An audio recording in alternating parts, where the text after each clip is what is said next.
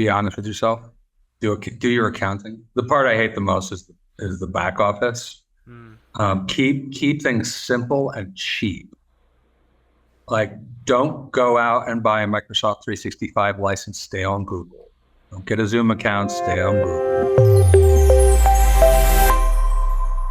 Welcome back to another installment of the Next Gen Case Study series. On this episode, we have Peter Schawacker, who is the CEO of Nearshore Cyber.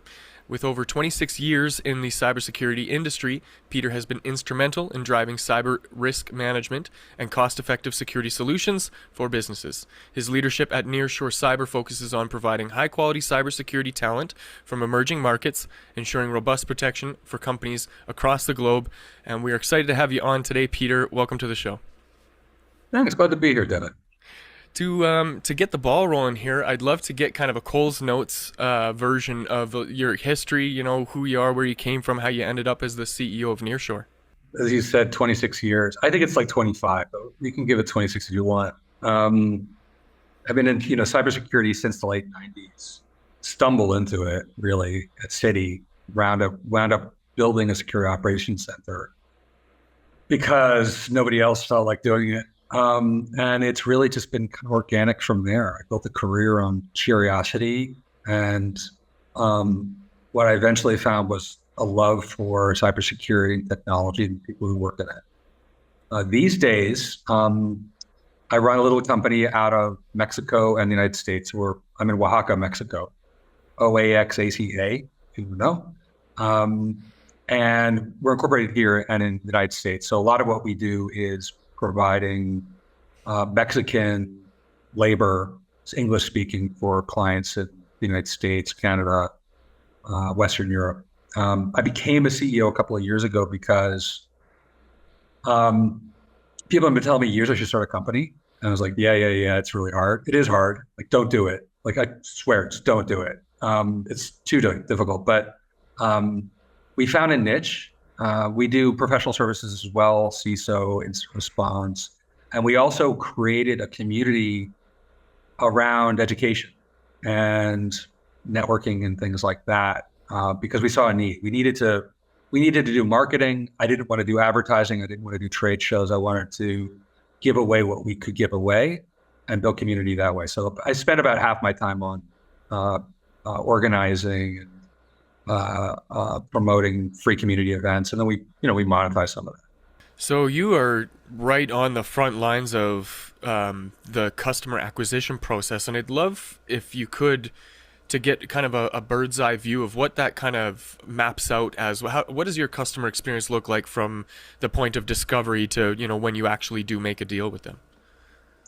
It's mostly these days through LinkedIn, and it is through creating awareness that we are different and what we do and how we do it. Like, almost everything that we do is about the community. It's not terribly efficient, and it relies on my having like 26,000 something LinkedIn followers and 20,000 connections and a lot of friends who appreciate what we do for the community, and frankly come to us from time to time and say, like, how do I put money in your pocket? Because I want to make sure you can keep going. We organized our very first paid education event I think we started working on it 8 days ago. Like, from concept to cash was 6 days. Wow. We sold out, and we sold out a class called LinkedIn Power Tools for Cyber Professionals. It's a community-based class. It's one of these things where people hold each other their account and help each other out in their lessons and blah, blah, blah. And it's our beta, and we sold it out. We made some money, which is pretty neat. But it was really based on the fact that people were aware of the Nearshore Cyber brand. They're aware of my brand, and we have this community that spans the Americas, but also has, the internet being the internet. We have friends in Ethiopia and the Philippines and Australia and, Estonia, all over the place. So our scope is a little different, but that's because our vision's bigger than most. I've heard a lot of talk, just kind of buzz around this idea of community-driven marketing as a kind of overarching theme in this new age evolution of business. I wonder, Peter, what are some of the challenges that you guys face in terms of maintaining that community-driven customer acquisition process? We love it, and love is work. Mm. Love is about commitment and being open and honest.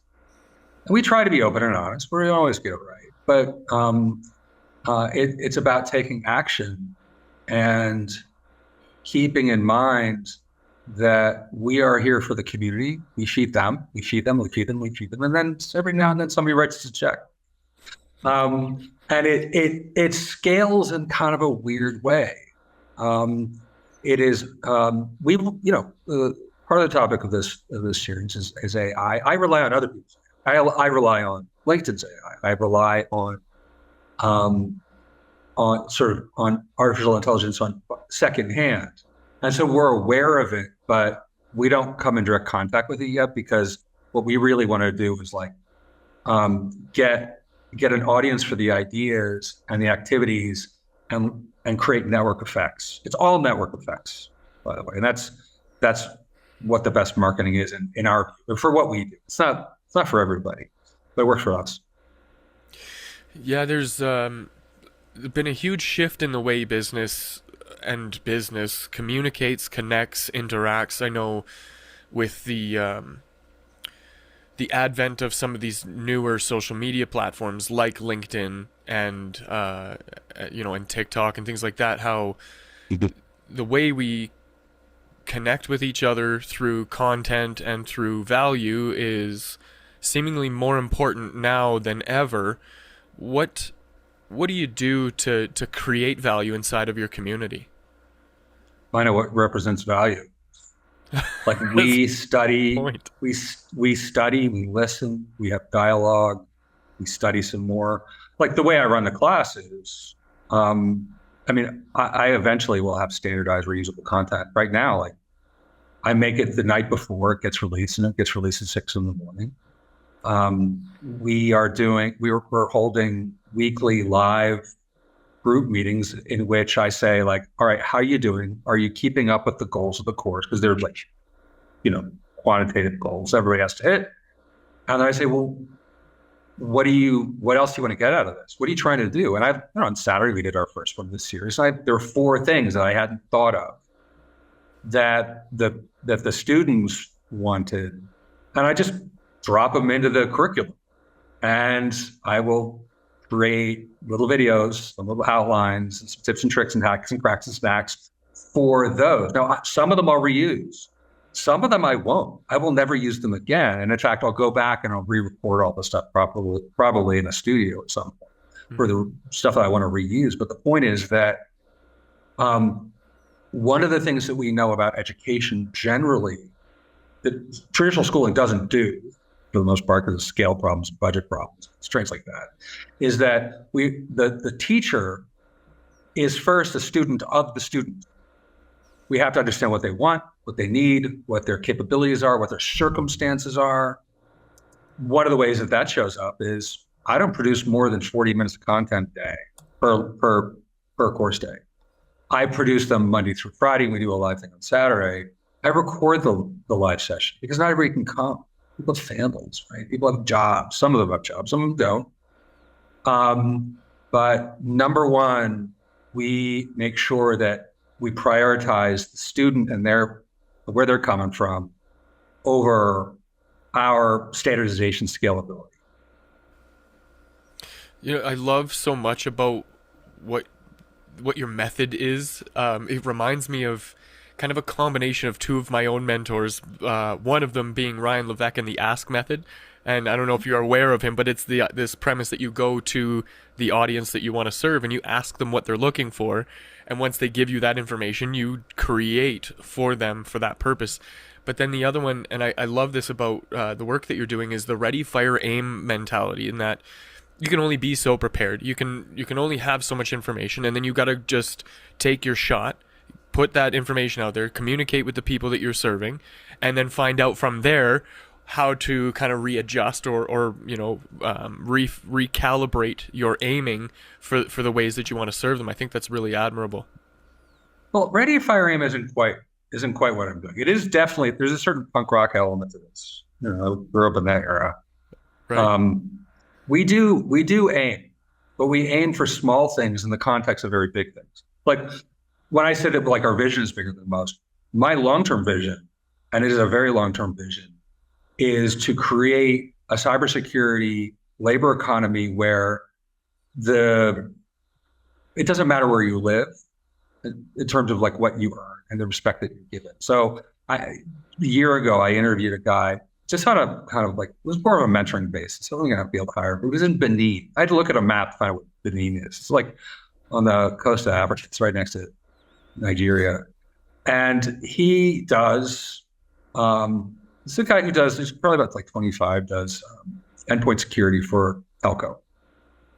And he lives in a place without a door. And as I was interviewing him, the power went out. He was on his phone, and the power goes out, and he's talking, and he gets up and he walks outside. He doesn't miss a beat. He's in the sunlight, and he kept going. I thought, oh my God, if I had 100 people like this, I could rule the world. And it occurred to me, my mission, or in my career, and this movement that we're building, is to see to it that somebody like that in Benin is paid the same as somebody who's doing the same work in Chicago. Now, this is a project that's it's gonna outlive me. It's like 100 years out. So it's very large, and it is not exactly targeted, but I have in mind a very clear vision of what I want the world to be like, some 50 years after I'm on the ground, but that means that I have to be fast now. So it's not ready, fire, aim. It is like go fast and break stuff, but I have to contain the blast radius. I have to control my costs. I do have to think about scale, and I always do, but I always prioritize, like, if I'm not meeting the needs of the client or the student or the member of our community, then I shouldn't do it at all. It doesn't matter if it scales. I can scale waste, but I'd rather compromise on scalability and figure that out later. So there's a lot of aiming that goes on, but it's also very organic. I'm also like kind of a benevolent dictator. It's me and my wife as my partner. She handles the Mexico stuff because she's a Oaxaqueña. I handle the U.S. stuff, and so we have a nice sort of segregation of duties between the two of us, so we don't have to converse over every little thing. Right. Yeah, that makes sense. You've mentioned that you're kind of sitting on the sidelines as it relates to implementation of AI inside of your business.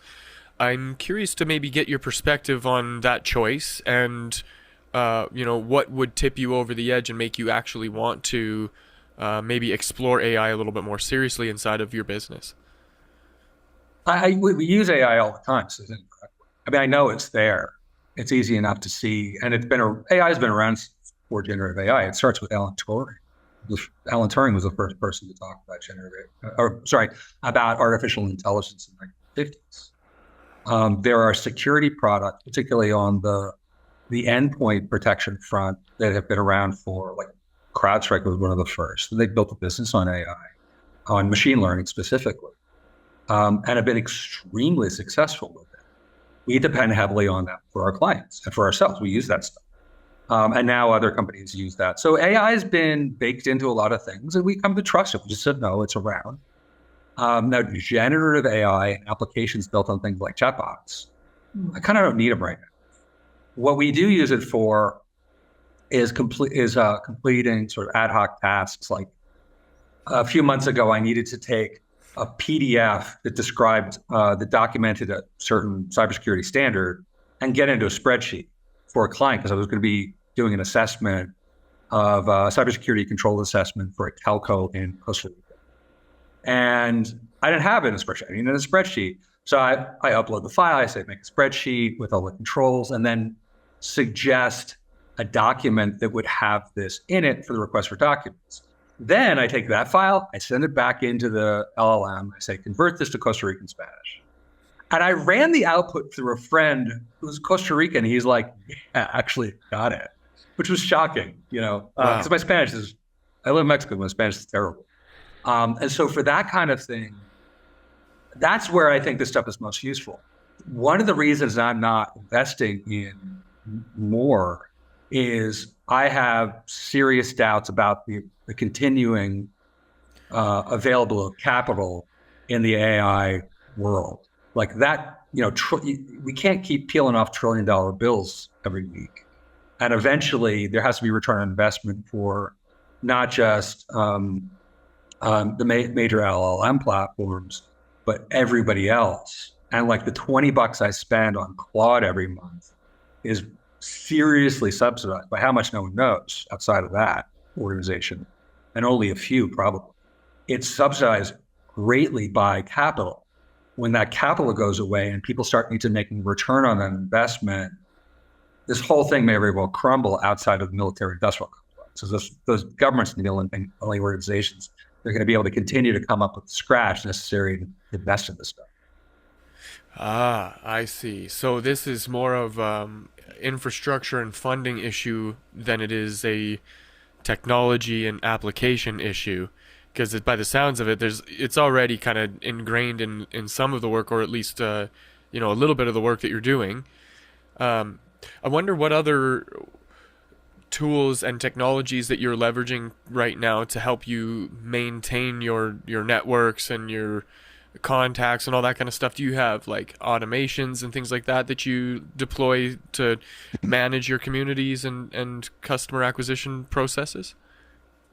Yeah, actually, we just switched over from Discord, which is where we had our community platform. We had 1,200, over 1,200 people in it, to a product called Circle.so. And it's great. Like we built the platform in like a day. I'm still figuring out how to admin it. I'm the administrator. And it has automation and a lot of it is quite good. There's like AI stuff in it. I mean, part of the problem with the current use of AI is people don't really know what it's for. Like the first thing that we all did was start like generating text, like writing blog posts. And, we look at it and go like, this is very obviously not written by a human being. It's terrible.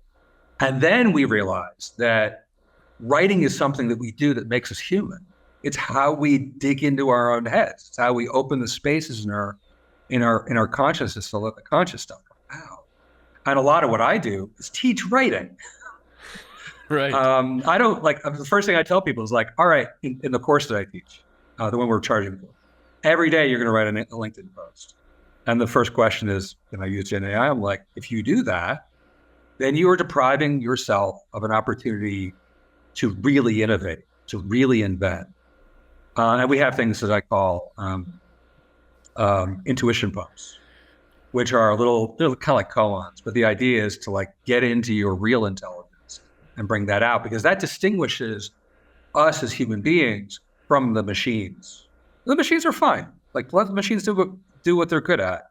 But what all this automation, all this computing, or all this IT does, at its best, should allow us to enhance our humanity. And that's what we're doing. So in terms of keeping your community together, there's obviously something that you're doing that makes them want to stay. And as they maintain a relationship with you as a client, obviously there's going to be a ton of opportunity for innovation and ways for you to continue to serve them. What are you doing right now to kind of evolve the business? Well, for one thing, we're starting to charge. Like we didn't charge for anything.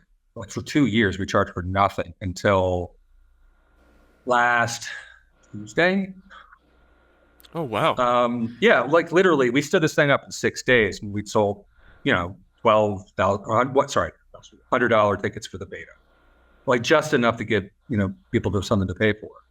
I already have 6 lined up for next month, and it's like, we closed the last one 3 days ago, and so we expect that there seems to be a demand for this thing. Now, what we do, the way we do it is, we find out what people need.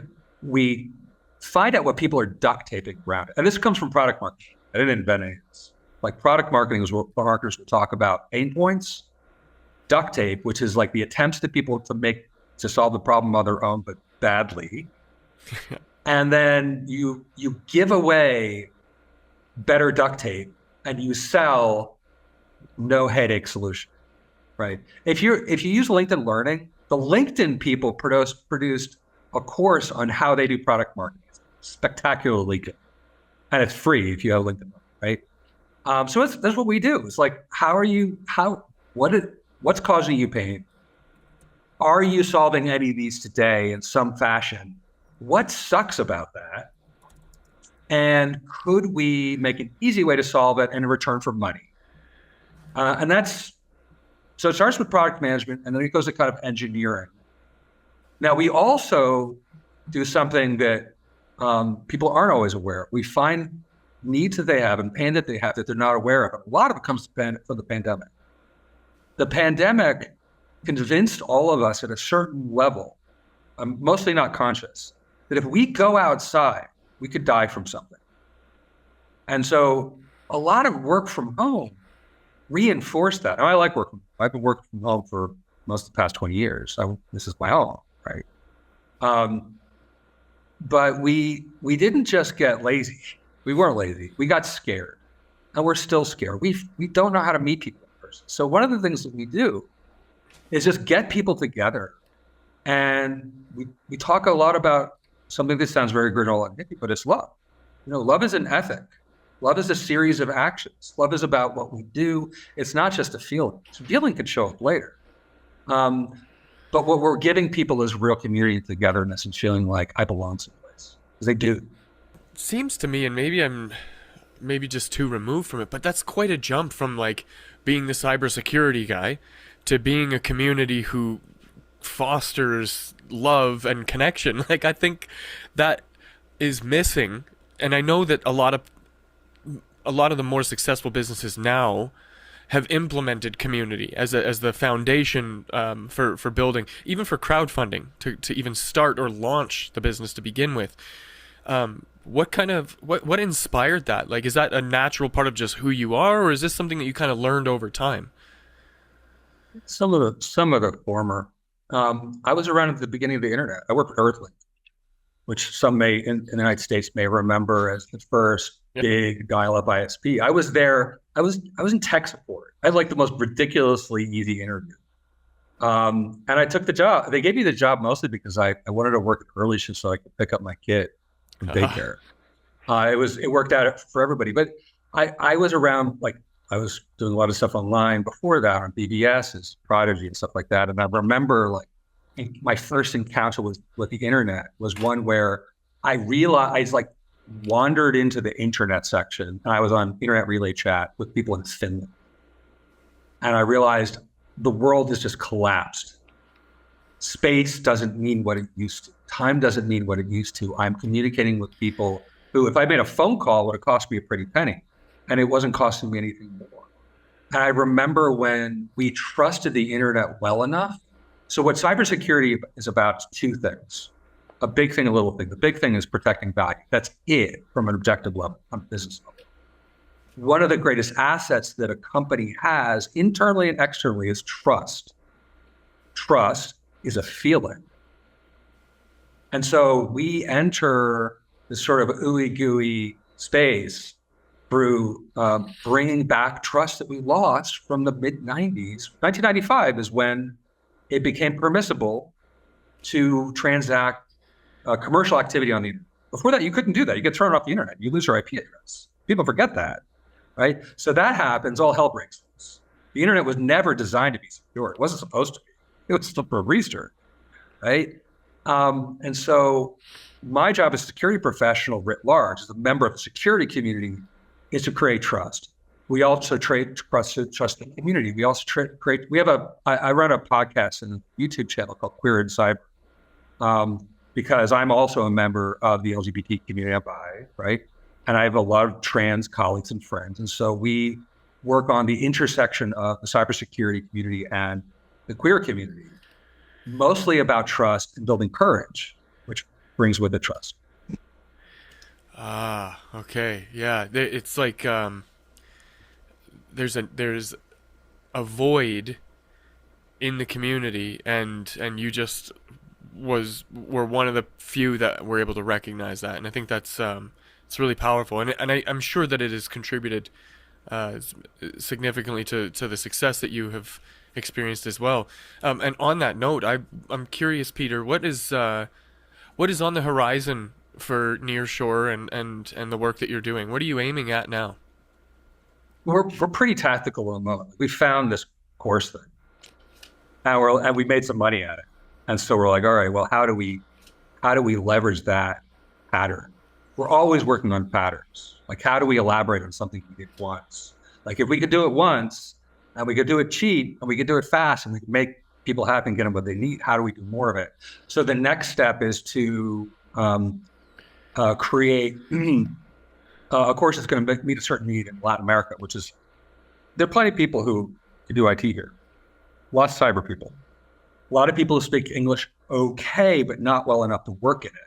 Hmm. And if they did, we'd have a lot more cybersecurity labor at a lower price, and people wouldn't have to like move to the States. And most Mexicans don't want to move anyway. They like Mexico. I like Mexico. I picked this place. I'm a resident, right? I'm still a U.S. citizen, but this is my home, and I want to stay here. So how do I do that? Well, if my English is at like the B1, B2 level, a certain scale, like A1, A2, B1, B2, C1, C2, C2 being fluent, C1 is where you want to be. So we're going to create a similar community-based course with infused with like proper ESL pedagogy, but also partnership with a friend of mine who's bilingual, who does instant response for a living. And we're going to teach people or help people teach each other how to speak IT and cyber business English, specifically so they can get jobs. So that's the next one. We're probably going to release it, I don't know, in the fall. Well, the fall's almost here, so maybe mid-fall. I don't know.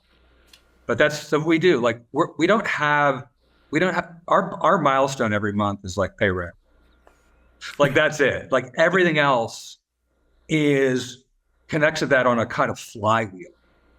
And that flywheel has all these sort of like social media and education and consulting and all these other activities. And what we're trying to do is optimize that for such that, like I said, like I feed the community community feeds me back. Everybody knows the score. Everybody knows when I'm making money and when I'm not. And we just help each other and it works. Am I going to become like Wix, who today is selling to Google for $23 billion? Hell no. No, they can't do what I, why? They're too damn big.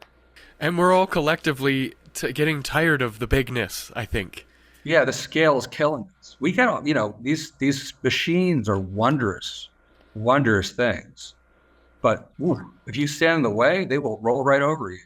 I'm a subscriber to the belief that ultimate power corrupts ultimately, and there's this seeming doomsday looming with all of this big technology and the amount of power and knowledge and information that they have on the entire population, and to some degree, I think I'm not alone in this kind of distrust of the big corporation, of the big guys with all the monopoly on data. And so to have small businesses, I don't mean to minimize the work that you're doing, but I mean for the comparison of Google versus you, to have the more intimate, more one-on-one communities that are kind of dedicated to keeping the human element alive in business, I think is super valuable. So that makes the work that you're doing even more important.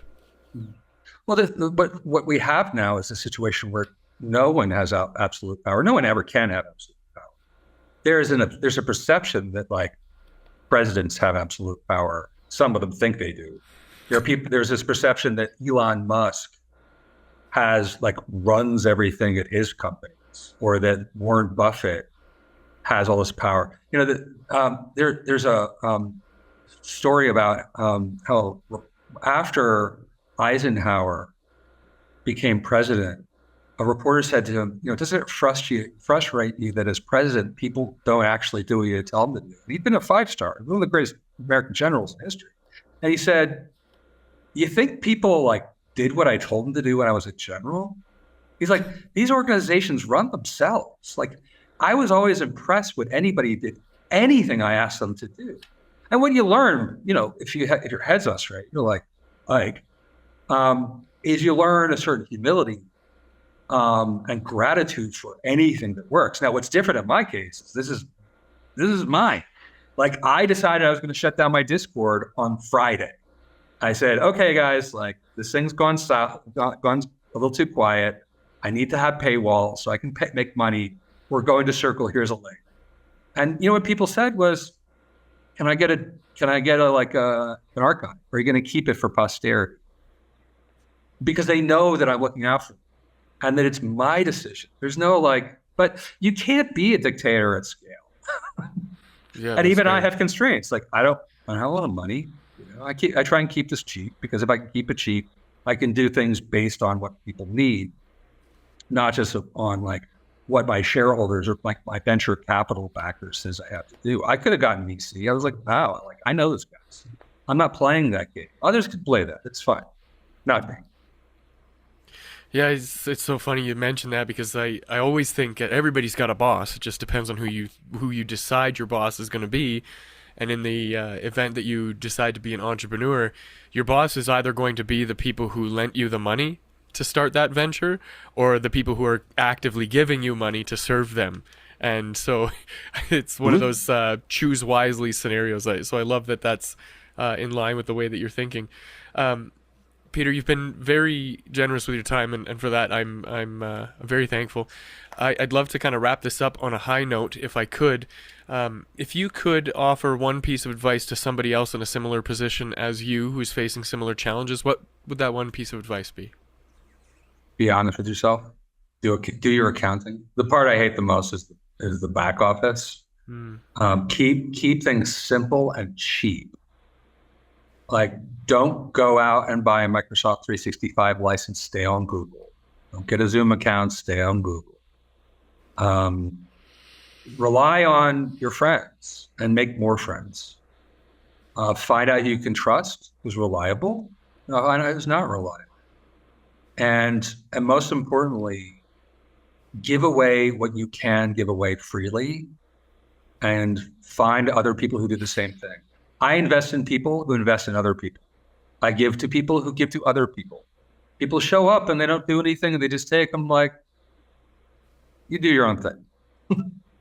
And be really, really parsimonious with your time. Right? It's very easy to burn 80 hours in a week and get 10 hours of value. Solid advice, Peter. If somebody wanted to reach out to you to perhaps pick your brain further or work with you, how would one go about doing that? LinkedIn. We start a LinkedIn, move you over to our Circle community. GPT. All right, we'll make sure to link to that in the show notes. If you want to get in touch with me and my team for any reason, it's nextgengrowth.com. Otherwise, that's it for this episode, and I will see you in the next.